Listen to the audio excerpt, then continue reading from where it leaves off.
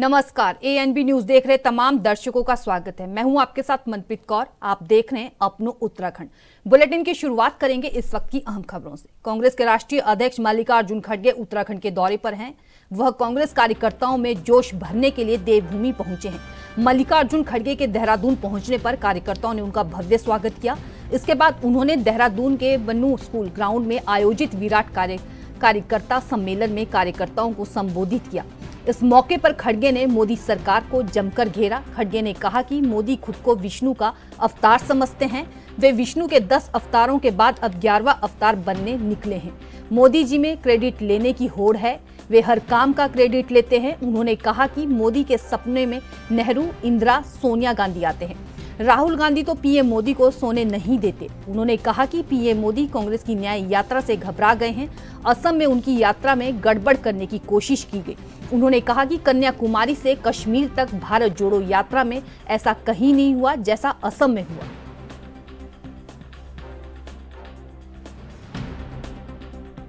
ये लोग कर रहे हैं और ऊपर से बोलते देश की रक्षा के लिए मोदी है, हम तो के लिए घरों नहीं। हम तो जान देने के लिए भी तैयार है, किए हैं, इसीलिए आजादी अब तक बची है। आजादी अब तक बची है क्यों? हमारे वजह से हमको सबको बचाया भी, देश को बचाया, गरीबों को ऊपर लाया। और आज जो कंपल्सरी एजुकेशन लेके, संविधान लेके, किसी देश में महिलाओं को वोटिंग का पावर नहीं था। किसी को 100 साल पहले मिला, किसी को 75 साल पहले मिला, किसी को 200 साल पहले मिला। संविधान के साथ महिलाओं को वोटिंग का अधिकार किसी देश में भी नहीं था। लेकिन यहां पर नेहरू जी और अम्बेडकर जी ने सोचा अटल फ्रेंचाइज महिलाओं को भी उतना ही हक है जितना पुरुषों को है, दोनों को वोटिंग पावर दो। और अब वो वोटिंग पावर वापिस लेने की कोशिश कर रहे हैं, वो मनु को वापिस ला रहे। उत्तराखंड में कांग्रेस के राष्ट्रीय अध्यक्ष मल्लिकार्जुन खड़गे ने चुनावी बिगुल फूंक दिया। दरअसल मल्लिकार्जुन खड़गे ने देहरादून में आयोजित विराट कांग्रेस कार्यकर्ता सम्मेलन में शिरकत की। इस दौरान उन्होंने कार्यक्रम को संबोधित करते हुए केंद्र और राज्य सरकार पर जमकर निशाना साधा। उन्होंने अपने संबोधन की शुरुआत में ही देरी के लिए कार्यकर्ताओं और जनता से माफी मांगते हुए कटाक्ष किया कि बीजेपी सरकार में कांग्रेस के हेलीकॉप्टर तक को उतरने की इजाजत नहीं दी जा रही है। बीजेपी सरकार कांग्रेस कार्यकर्ताओं का उत्पीड़न कर रही है। और बहुत प्रेरणादायक उनका संबोधन रहा और कार्यकर्ताओं को भी जोश मिला और उत्तराखंड वासियों को भी जोश मिला। उन्होंने सभी समुदाय वालों के लिए और एक परिवर्तन का जो आह्वान किया पूरे देश का, वो अपने आप में अभूतपूर्व है। सर, यहाँ पर जो खड़गे जी, आप लोग खड़गे जी के भाषण सुन रहे थे, वहाँ कुछ कांग्रेसी तो भाजपा में शामिल हो रहे थे। देखिए, जो भाजपा में गए हैं वो पहले भाजपाइया थे, वो पहले भाजपा में ही थे। वो समय की परिस्थिति ऐसी थी कि उस समय कुछ लोग कांग्रेस से भाजपा में गए, कुछ भाजपा से कांग्रेस में आए। तो ये सब आना जाना चुनाव के दौरान चलता रहता है। तो कोई बहुत बड़ी मुझे लगता नहीं कि इसमें कोई ऐसा नुकसान कांग्रेस को आया, कोई ऐसी नई बात हो गई, कोई ऐसा छत्रप चला गया कि जिससे नुकसान न हो। तो वो बहुत सामान्य सी बात है। और कांग्रेस के लोग बीजेपी और बीजेपी के लोग कांग्रेस में ये आते जाते रहेंगे। इसका मतलब ये नहीं है कि पॉलिटिकल जो वर्कर होता है वो हमेशा ऐसा कुछ ये स्टेप लेता है। इसमें सिर्फ कांग्रेस के लोग नहीं जाएंगे। अब हो सकता है कि कल को बीजेपी के बहुत सारे लोग हमारी पार्टी में शामिल हो रहे हों। तो ये तो लगा रहेगा। जो आदमी राजनीति कर रहा है और जो अपने स्वार्थ के लिए पार्टियों को बदल रहा है, मुझे लगता है कि उन लोगों को राजनीति करने का अधिकार भी नहीं है। सर, पर जिस तरीके से आज खड़गे जी ने जो बातें उत्तराखंड के हिसाब से कही, आपको लगता है कि 2024 के इलेक्शन में इस सब चीज़ों का फायदा कांग्रेस पार्टी को मिलेगा? निश्चित रूप से वर्तमान समय में जो पार्टी देश में 10 साल से राज कर रही है, उसकी जो कमियां हैं, उससे सारा देश पढ़ा लिखा मास आज समझ रहा है। वो चिंतित भी है।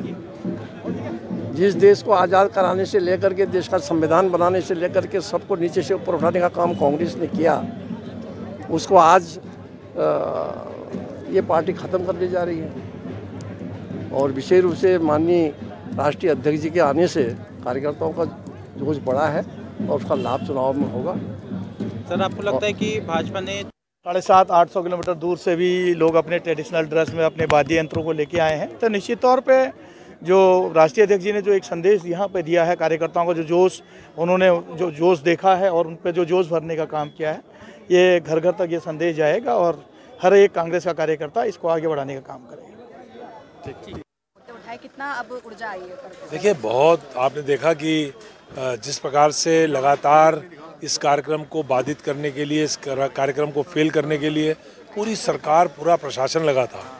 सरकार और प्रशासन के लोगों ने जिस तरह से पहले परेड ग्राउंड नहीं दिया, उसके बाद पुलिस लाइन में हेलीकॉप्टर उतरने की परमिशन बहुत मुश्किल से मिली, हमें आंदोलन करना पड़ा, कल रात को PHQ में धावा बोलना पड़ा, उसके बाद हमें परमिशन मिली।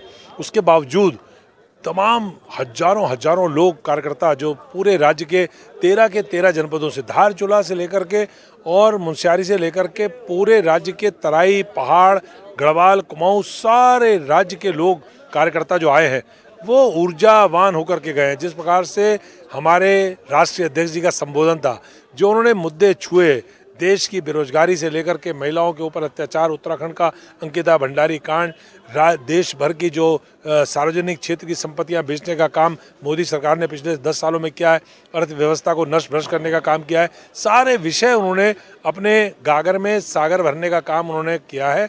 और निश्चित तौर पे राज्य के तमाम कार्यकर्ता ऊर्जावान होकर के यहाँ से जाएंगे और इस बात को पूरे प्रदेश की जनता तक पहुँचाने। बढ़ते हैं अगली खबर की तरफ। मुख्यमंत्री पुष्कर सिंह धामी रविवार को एक दिवसीय जनपद भ्रमण पर रुद्रप्रयाग पहुंचे। इस दौरान उनकी ओर से प्राचीन देवल होने के खेल मैदान तक रोड शो कार्यक्रम किया गया। सीएम धामी के स्वागत के लिए यहां हजारों की संख्या में स्थानीय लोग मौजूद रहे।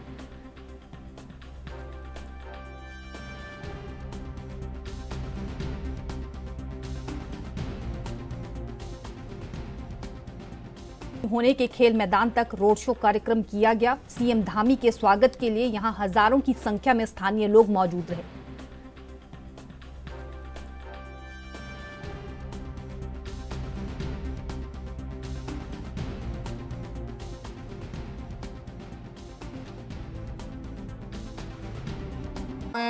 आज 467 करोड़ से भी अधिक लोक कल्याण की परियोजनाओं का शिलान्यास और लोकार्पण किया गया है। ये योजनाएं चिकित्सालय निर्माण, मोटर मार्ग निर्माण, पेयजल व सिंचाई की क्षमता के विकास और घेर बाढ़ से जुड़ी हुई जनहित कार्यों से जुड़ी हुई योजनाएं हैं। आज जिन योजनाओं की यहाँ पर आधारशिला रखी गई है, जिन योजनाओं को यहाँ से आज शुरू किया जा रहा है, उनके पूरा होने के बाद मैं आपसे कह सकता हूं कि हमारे इस पूरे रुद्रप्रयाग जनपद में विकास का एक नया युग शुरू होगा।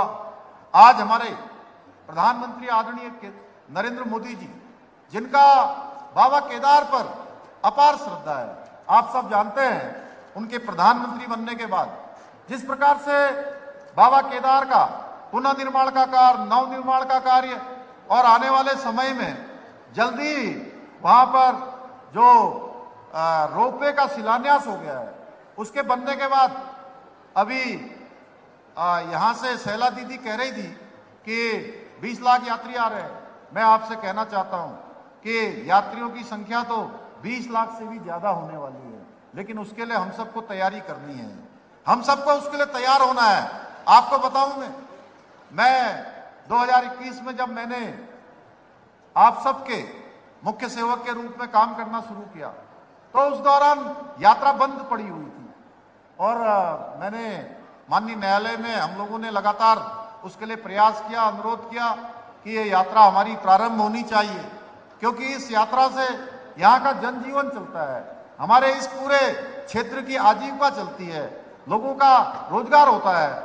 वो बंद हो जाएगी तो लोगों के रोजगार पर असर पड़ेगा।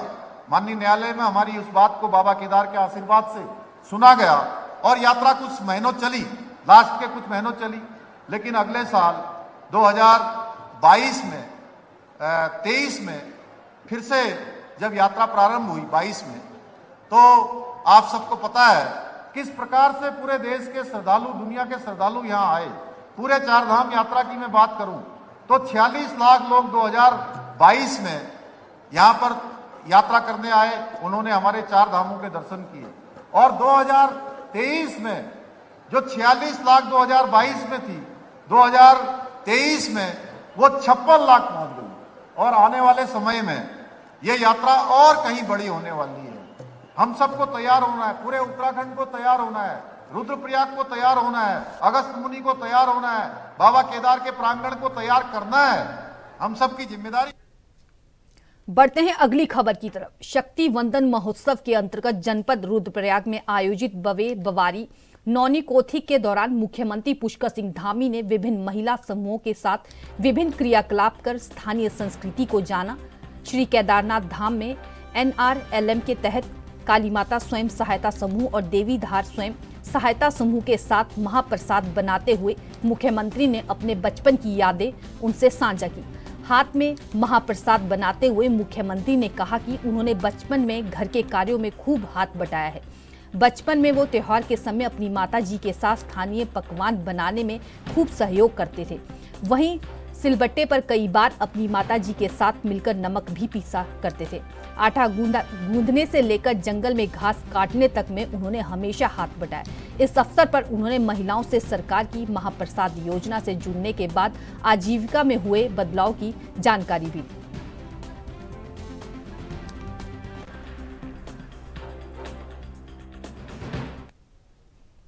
मुख्यमंत्री पुष्कर सिंह धामी ने झारखंड देहरादून में प्रधानमंत्री नरेंद्र मोदी के मन की बात कार्यक्रम का 109वां संस्करण सुना। इस मौके पर मुख्यमंत्री ने कहा कि मन की बात कार्यक्रम में माध्यम से प्रधानमंत्री मोदी की ओर से देशवासियों के ऐसे प्रयास को सामने लाया जा रहा है जो निस्वार्थ भावना के साथ समाज और देश को सशक्त करने का काम कर रहे हैं। प्रधानमंत्री ने आज पद्म सम्मान प्राप्तकर्ताओं का जिक्र किया। पद्म पुरस्कार पाने वाले अधिकतर लोग अपने अपने क्षेत्र में काफी अनूठे काम कर रहे हैं। महिला सशक्तिकरण की दिशा में प्रधानमंत्री नरेंद्र मोदी के नेतृत्व में देश में काफी तेजी से कार्य हुए हैं। इसी का परिणाम है कि आज हमारी नारी शक्ति हर क्षेत्र में सराहनीय कार्य कर रही है। इसके साथ ही मुख्यमंत्री ने कहा कि प्रधानमंत्री ने मन की बात में आयुर्वेद चिकित्सा पद्धति के क्षेत्र में सराहनीय कार्य करने वाले लोगों का जिक्र किया। उत्तराखंड में आयुर्वेद के क्षेत्र में अनेक संभावनाएं हैं। उत्तराखंड का अधिकांश भाग वनों में आच्छादित है। राज्य में आयुर्वेदिक क्षेत्र में अनेक संभावना है। आयुर्वेद की संभावनाओं को बढ़ाने के लिए राज्य में निरंतर प्रयास किए जा रहे हैं।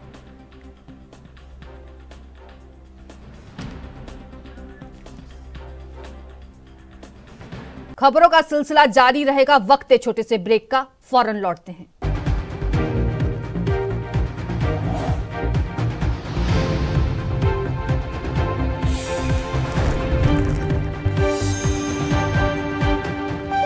ब्रेक के बाद एक बार फिर से स्वागत है। बढ़ते हैं अगली खबरों की तरफ।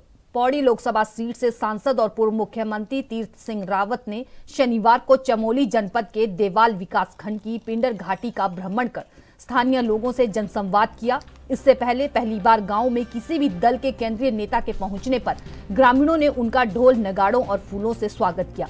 इस दौरान गढ़वाल सांसद के साथ थराली विधायक भूपा राम टमटा, मुख्यमंत्री के कोऑर्डिनेटर दलवीर दान समेत अन्य जनप्रतिनिधि और बीजेपी के कार्यकर्ता भी मौजूद रहे।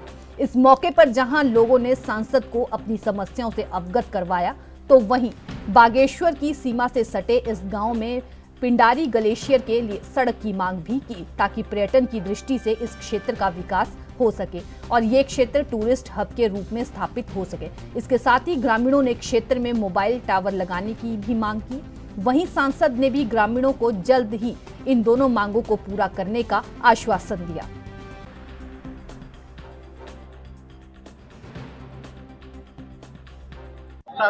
दूर क्षेत्र में आ जाएगी, कितना प्रेम यहाँ पे? आज तोरती और बॉर्डर का एरिया, ये मैं यहाँ पर विधायक जी, अध्यक्ष जी अन्य जनप्रतिनिधियों के साथ में पहुँचा हूँ और ये मेरा सौभाग्य है ऐसे क्षेत्र में आना और यहाँ का जिस तरह का स्वागत और अभिनंदन यहाँ के लोगों के द्वारा मातृशक्ति के द्वारा रहा, उसके लिए मैं हृदय से इन सबका आभार प्रकट करना चाहूँगा। और मैं ये कह सकता हूँ कि आज के समय में इतना तेजी से जो विकास हो रहा है, मैं यहाँ भी देख रहा हूँ, तो प्रधानमंत्री मोदी जी की देन है। 50-55 वर्षों के अंदर जो नहीं हुआ, वो इन 9-10 वर्षों के अंदर प्रधानमंत्री मोदी जी ने विकास तेजी से जो बढ़ाने का काम किया, वो आज जग जाहिर है। और आज मुझे कह रहे थे यहाँ वाले कि कितना तेजी से कितना आवास यहाँ मिला है। कभी सोचा था, कल्पना की थी कि ऐसे प्रधानमंत्री आवास भी इतना मिले, घर घर में रोशनी पहुंची है, आपका गैस कनेक्शन पहुंचा है, ये स्वीकार्यता दी है। और प्रधानमंत्री मोदी जी के प्रति तो बहनों में इतना हृदय से, दिल से प्रेम है कि वो मैंने अभी सुना तो मोदी का नाम कहते ही सबकी तालियां और जय जयकार, यह विकास के कारण है। रूप से कल से हमारे लोकप्रिय माननीय सांसद जी पिंडर घाटी के भ्रमण पर हैं। कल भी उन्होंने 3 सड़कों का भूमि पूजन का कार्य किया जो PM जसवाई की सड़कें थी, और आज भी ग्वालदम से चलते हुए विभिन्न स्थानों पर देवाल हो, पलवरा हो, उससे आगे तुम्हारा मेलखेत हो और तुम्हारा खेता हो, और आज यहाँ पर तोरती में पहुँचे हैं। मैं सबसे पहले तोरती की सम्रांत जनता का, मातृशक्ति का, युवाओं का, बुजुर्गों का धन्यवाद करना चाहता हूँ कि जिस प्रकार से उन्होंने माननीय सांसद जी का भव्य आत्मीय भाव से स्वागत किया है, मैं उसके लिए उनका धन्यवाद करता हूँ। और जहाँ तक सांसद जी की बात है इस क्षेत्र में, तो एक अलग उत्साह मुझे देखने को मिलता है। बहुत लोगों में एक उत्साह का भाव है, और माननीय सांसद जी ने भी ये आशा करने का प्रयास किया है कि जो क्षेत्र में जैसे यहाँ पर टावर की समस्या है, कुछ बिजली की समस्या है, कुछ सड़कों की समस्या है, उसका समाधान करने का उन्होंने हम। बढ़ते हैं अगली खबर की तरफ। लोकसभा चुनाव से पहले कांग्रेस को एक बार फिर से बड़ा झटका लगा है। भारतीय जनता पार्टी प्रदेश मुख्यालय में आज सैकड़ों की संख्या में कांग्रेस नेताओं ने बीजेपी का दामन थाम लिया है। पूर्व विधायक शैलेंद्र रावत ने अपने सैकड़ों कार्यकर्ताओं के साथ आज कांग्रेस छोड़ो बीजेपी का दामन थामा है। वहीं पूर्व कैबिनेट मंत्री मातबर सिंह कंडारी के राजीव कुंडारी भी आज बीजेपी में शामिल हुए। बीजेपी के घनसाली से विधायक शक्ति लाल शाह ने भी कई कांग्रेसियों को आज बीजेपी ज्वाइन कराई। इसके अलावा राज्य मंत्री राजकुमार के नेतृत्व में भी पुरोलो से सैकड़ों कांग्रेसियों ने आज बीजेपी का दामन थामा। बीजेपी प्रदेश अध्यक्ष महेंद्र भट्ट ने सभी नेताओं को इस अवसर पर माल्यार्पण कर बीजेपी की सदस्यता दिलाई।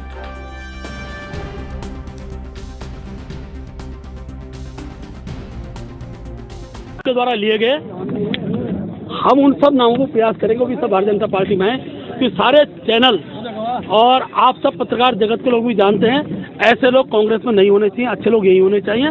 तो कल आज सुबह में एक चैनल में बहुत से नाम देख रहा था, सुन रहा था, तो हमारा आपका जो सुझाव है, हम बहुत जल्दी उनसे संपर्क करेंगे, उन लोगों को भारतीय जनता पार्टी से जोड़ेंगे। बड़ी संख्या में लोग जुड़ रहे हैं, जनप्रतिनिधि जुड़ रहे हैं, और ये कारवां मोदी जी के लिए और प्रचंड बहुमत की ओर रहेगा। हम 5 लोकसभा को पिछली बार से ज्यादा मतों से जीतेंगे, ऐसा मैं विश्वास कह सकता हूँ। अध्यक्ष जी, पार्टी जो भी जिम्मेदारी देगी उसको मजबूत करने का काम करेंगे, और भारतीय जनता पार्टी मोदी जी के नेतृत्व में बहुत तेजी के साथ आगे बढ़ रही है, देश आगे बढ़ रहा है। हमने मोदी जी का हाथ को मजबूती देनी है, और पुष्कर धामी जी की सरकार को भी मजबूती देनी है।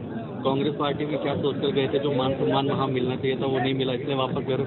नहीं, ऐसा कुछ नहीं है। कांग्रेस पार्टी में बहुत द्वंद्व है, संगठन नहीं है। मैं तो भारतीय जनता पार्टी का व्यक्ति था, यहाँ ब्लॉक प्रमुख बना, यहाँ विधायक बना, साधारण कार्यकर्ता, और आत्मा मेरी यही थी, शरीर वहाँ जा रखा था, तो इससे ज्यादा। बढ़ते हैं अगली खबर की तरफ। कांग्रेस के वरिष्ठ नेता और कोटद्वार से पूर्व विधायक शैलेंद्र रावत अपने समर्थकों के साथ फिर से बीजेपी में शामिल हो गए हैं। उनके बीजेपी में जाने को लेकर कांग्रेस प्रदेश अध्यक्ष करण माहरा ने कटाक्ष किया है।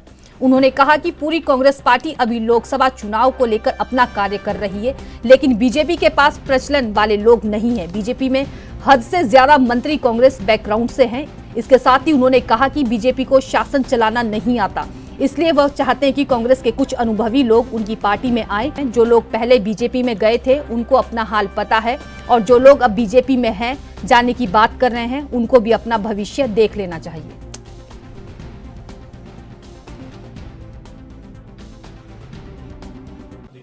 देखिए, मेरी नॉलेज में इस तरह की कोई बात नहीं है। हम अपना काम कर रहे हैं, हम अपनी पार्टी को स्ट्रेंथन कर रहे हैं।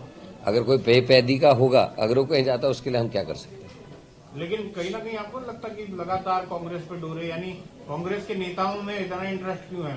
देखिए, बीजेपी के पास ट्रेंड लोग नहीं है और 2 बार की कैबिनेट में आधे से ज्यादा मंत्री कांग्रेस बैकग्राउंड के हैं, तो उनको भाई शासन चलाना तो बीजेपी को आता नहीं है, लगातार फेल हो रहे हैं। तो अब वो चाहते हैं कि कांग्रेस के कुछ ट्रेंड लोग आ जाएं। और अब इसमें ये भी देखना कि जो बीजेपी का कैडर है, जो पैदा होने से उनके लिए काम कर रहा है, जो बचपन से उनके संग लगा हुआ है, वो इनको कितना स्वीकार करता है। जो हमारे यहाँ मंगलौर विधानसभा में होने वाले उपचुनाव को लेकर सभी पार्टियां तैयारियों में जुट गई है। मंगलौर विधानसभा में बसपा से विधायक रहे हाजी सरवत करीम अंसारी के देहांत के बाद मंगलौर विधानसभा सीट खाली हो चुकी है। उपचुनाव को लेकर कांग्रेस पहले ही काजी निजामुद्दीन को उपचुनाव में प्रत्याशी के रूप में उतार चुकी है, तो वहीं बसपा में अब हाजी सरवत करीम अंसारी के पुत्र मोंटी को चुनाव मैदान में उतारा गया है। वहीं अगर बीजेपी की बात करें तो उन्होंने अभी तक अपने पत्ते नहीं खोले हैं। बता दें कि मंगलौर विधानसभा सीट पर अभी तक बीजेपी जीत दर्ज नहीं कर सकी है। इसी वजह से अब बीजेपी किसी मजबूत दावेदार पर दांव लगाने की सोच रही है।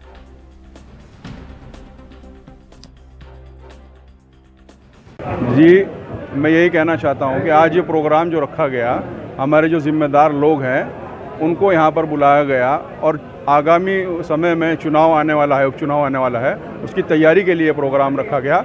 और इसमें मुझे परिवार की तरफ से ये जिम्मेदारी दी गई कि मैं आगे आने वाले चुनाव में पार्टिसिपेट करूं। ये उनकी सिर्फ और सिर्फ रणनीति थी। हम भाई शुरू से ही एक हैं और आपस में बैठ करके फैसला हो गया और उन्होंने मेरा नाम आगे कर दिया। और इसको मैं अब वालिद साहब की विरासत को जितना हो सकेगा, अपने बड़ों के सम्मान को, काम को आगे बढ़ाने का काम करूंगा। हमारे कार्यालय पे कार्यकर्ताओं की मीटिंग हुई है। या आने वाले 2024 का जो चुनाव है विधानसभा का, उसके उपलक्ष्य में हुई है। यहाँ लोगों को इकट्ठा किया गया, उन्हें बताया गया, उन्हें जिम्मेदारी दी जाएगी, लोगों से राय मशवरा लिया जाएगा, उन्हें इकट्ठा करके और चुनाव में आगे बढ़ने के लिए, आगे बढ़ाने के हमारे साथ इकट्ठे होकर आज ज़्यादा से ज़्यादा लोग इकट्ठे हो। अयोध्या में रामलला के विराजमान होने के बाद अब बीजेपी की रामधुन सुनाई दे रही है। सियासी जानकारों का मानना है कि जैसे जैसे लोकसभा चुनाव का माहौल गर्म होगा, बीजेपी उतनी ही तेजी से रामधुन में रमती दिखेगी। इसी बीच बीजेपी के प्रदेश मीडिया प्रभारी मनवीर चौहान का कहना है कि बीजेपी नेता मोदी सरकार के कार्यों को लेकर जनता के बीच जाएंगे और उन्हें सरकार के कार्यों से अवगत करवाएंगे। देखिए, आगामी लोकसभा चुनाव को लेकर के भारतीय जनता पार्टी प्रचंड बहुमत से भारतीय जनता पार्टी की सरकार बन रही है, इसके प्रति पूर्ण रूप से आश्वस्त भारतीय जनता पार्टी है। और जिस प्रकार से आदरणीय नरेंद्र भाई मोदी जी के नेतृत्व में 10 सालों में ऐतिहासिक कार्य किए गए हैं और देश को विश्व पटल पर एक नई पहचान मिली है, उसी प्रकार से 500 साल बाद भगवान राम के मंदिर का निर्माण हुआ है। भगवान राम अपने दिव्य और भव्य मंदिर में प्रवेश कर चुके हैं और पूरा देश राममय और मोदीमय माहौल पूरे देश में बना हुआ है। तो निश्चित रूप से जो अच्छे कार्य देश के अंदर होते हैं, वो अच्छे कार्यों की सराहना होती है और आज मोदी के कार्यों की पूरे विश्व में सराहना हो रही है। तो निश्चित रूप से जो अच्छे कार्य हमने किए हैं उसको लेकर के हम जनता के बीच जा रहे हैं और जनता ने भी पूरा मन बनाया है कि 2024 में नरेंद्र भाई मोदी को तीसरी बार। फिलहाल मेरे साथ अपनू उत्तराखंड में इतना ही। देश विदेश की तमाम खबरों के लिए देखते रहिए ANB न्यूज। नमस्कार।